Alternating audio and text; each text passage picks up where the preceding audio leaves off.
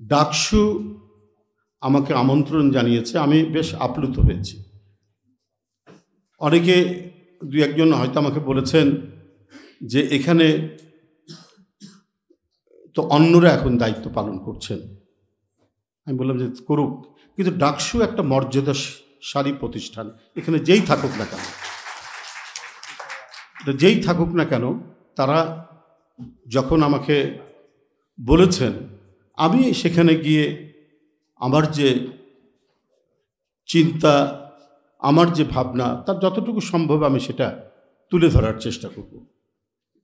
আমি সেইটা এসেছি এবং যে ছাত্র তরুণ বন্ধুরা ডাকসুর নেতৃত্ব দিচ্ছেন, আমি শুধু বলবো, আমার কাছেও অবাক লেগেছে।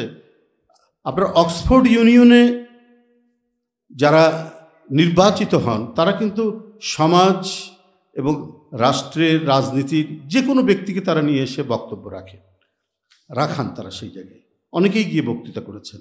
কিছুদিন আগে ভারতের বুদ্ধিজীবী এবং রাজনীতিবিদ শশী থারুরকে নিয়ে যে বক্তৃতা করেছিলেন সেখানে, এবং শশী থারুর সেই অক্সফোর্ড ইউনিয়নের বক্তৃতায় ব্রিটিশ 200 বছর কি অন্যায়গুলো করেছে খুব সুন্দরভাবে সেখানে বর্ণনা দিয়েছে। এটাই হচ্ছে ডেমোক্রেটিক নর্মস। আজকে যে গণতন্ত্রের জন্য লড়াই, যেখানে মুগ্ধ পানি লাগবে পানি, যেখানে আবু সাইদ তার শার্টের বোতাম খুলে দাঁড়িয়ে গিয়ে তপ্ত বুলেট বরণ করলো, যেখানে ওয়াসিম আকরাম সে তার জীবন উৎসর্গ করলো, যেখানে আহনাব এবং সবাই, সেটা তো হচ্ছে একটা পরিবেশ নিশ্চিত করা, গণতান্ত্রিক পরিবেশ। বিশ্ববিদ্যালয় বাংলাদেশের সর্বোচ্চ আলমা ম্যাটার, এইখানে নির্ভয়ে মানুষ যাবে।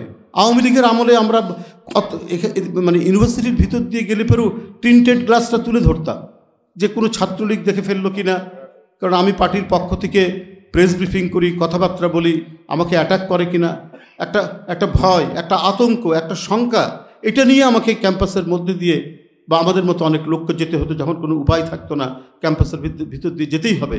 তো সেই সময় আমাদের এই ভয় ভীতিগুলো কাজ করেছে। 5ই আগস্টের পর থেকে কিন্তু আর করেনি।